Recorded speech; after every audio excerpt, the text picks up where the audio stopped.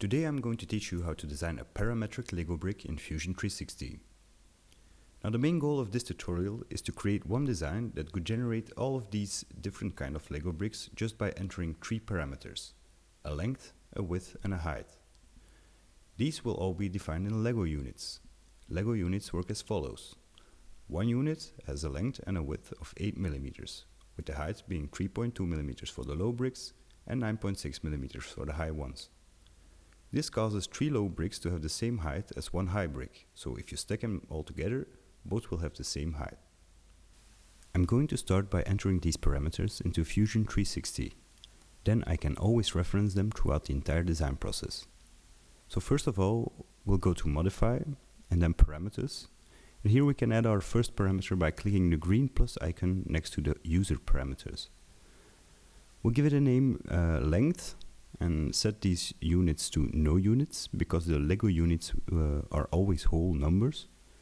Then we can do the same for the width, and I've set these to 4 and 2 for now, but you can always change these later on, of course.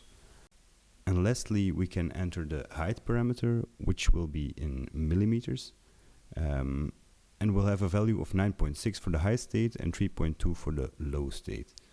We'll also make a parameter for each of these states, so in the end we can just set the height parameter to high or low without having to worry about the actual dimensions. Note that you can also reference parameters to each other, so you might as well just change the value of the high state to 3 times the low state. Now I can favorite the first three parameters by clicking these stars. This way I can easily find the ones that I want to change later on without having to worry about all the rest. I've initially set the parameters to a 2x4 high brick because I found the dimensions of this particular brick online. I'll keep referencing to this picture throughout the design process to make sure that you'll understand the logic behind the parametric dimensions that I use. We're going to start by drawing the outer dimension of the brick itself. Because I just told you that one Lego unit measures 8 mm, you would expect this to be 16 by 32 mm for a 2x4 brick. But as you can see from the dimensions on this technical drawing, it's only 15.8 by 31.8 millimeters. So it falls short 0.2 of a millimeter on each side. This is due to the little clearance space that's needed between two blocks. It needs this tiny amount of slack between two adjacent blocks, or otherwise you would never be able to connect them with a third one on the top or on the bottom. So first of all, we'll sketch a center rectangle. We'll do this in the top view.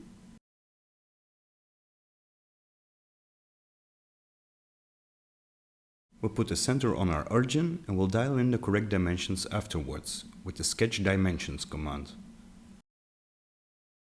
The short side of our rectangle equals the width parameter multiplied by a length of one Lego unit, thus 8 mm, and minus the clearance of 0.2 of a millimeter. The long dimension equals the length parameter, also multiplied by 8 mm and minus the clearance. Don't forget to finish the sketch by clicking the Stop Sketch icon on the top. Next up, we can extrude the sketch by going to Create and then Extrude. We can select the profile we've drawn and dial in a distance which equals the parameter height. Now we have a brick with the overall outer dimensions. This is a good moment to play around a little bit with our three parameters to make sure that everything is working correctly and we haven't made any mistakes. If we did make any, we'd be better off fixing them straight away, because even small problems now can lead to bigger problems later. But as far as I can see right now, it looks like we're in luck, because everything seems to respond fine to the parameter changes. Which means we can continue by drawing the studs on top of our brick. We'll draw one stud first and copy the rest in a pattern afterwards. We add a new sketch on top of our brick. Draw a circle with a diameter of 4.8 mm and add 2 dimensions to make sure that there is 3.9 mm between the edges of the brick and the center of this circle. We extrude this circle for 1.8 mm, and that concludes it for the first stud. We can now create a pattern to copy the rest of the studs. This is done by going to Create pattern, and then rectangular pattern. We can then change the pattern type to features, because the stud is just one feature that we are trying to copy, in this case an extrusion. We can select this feature in the timeline history on the bottom. We can select two edges of our brick to set the correct directions for our pattern. Just make sure that you choose one edge running parallel to the direction of the width of the brick and another one running perpendicular to this first line for the length of the brick. Distance type should be set to spacing. When we dial in a distance of 8 mm now, all the studs will be spaced precisely one Lego unit from each other, which is exactly what we want. The quantities in both directions match with our parameters length and width. This is again a very good moment to try and change the parameters to make sure no mistakes were made. You might have the parameters for length and width swapped around in the pattern settings, for example, which can create flying studs where you don't need them and a lack of studs where you do. Make sure that everything is changed as desired before you move on to the next step. And that will be hollowing out our brick. This is easily achieved with the shell function. You can find it under Modify in the function browser. We just have to select the faces of our brick that we want to open up, in this case the bottom, and set the inside thickness value to 1.6 mm.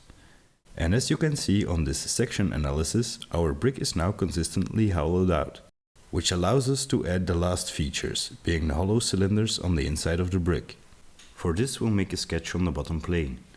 We'll draw two concentric circles on the bottom by going to Sketch, Create Sketch, and selecting the bottom plane of the origin. Next we'll sketch a center diameter circle, and we'll repeat this command for the second circle while making sure we select the center of the first circle as the center of the second. And this will automatically generate a constraint between them that will make sure both circles will stay concentric. Now we enter the dimensions of the inner circle, being 4.8 mm, and the outer circle being 6.5 mm. Finally, we'll add two dimensions of 7.9 mm, and these will lock the center of the first of these cylinders in the correct place, regardless of what parameters we've chosen, much like we've done for the first stud on the top of the brick. Then we can extrude the sketch upwards. We'll select Create Extrude and select the ring shape profile we've just drawn. Now we change the extent option of the extrusion from distance to object, and we select the top side of our brick. This will make sure that the hollow cylinder always has the correct height, no matter if it's in the low or in the high state. The last step is again creating a pattern for this feature, and this is done in exactly the same way as with the studs on the top. So we choose Create, Pattern, and then Rectangular Pattern again. We change the pattern type to Features and select the extrusion we just made in the timeline history on the bottom and select the two edges for the directions of our pattern. The distance type should be set to spacing, and both distances should have a value of 1 Lego unit or 8 mm. Lastly, we have to set the quantities to length -1 and width -1. And that is our parametric Lego brick finished. We can change the parameters again to make sure that everything is adapting well to the input changes. Be aware that there are always limits when you're designing parametric things. So, if you try to generate a brick that's 100 by 100 Lego units, your computer might have a lot of trouble calculating this. And on the other side of the spectrum, when you try to generate a 1 by 1 brick, the bottom cylinder will stay there. So if you're generating a brick with a width of 1 unit, you're better off suppressing the extrusion of the cylinder in the timeline. This can be done by right-clicking it in the history at the bottom and choosing Suppress.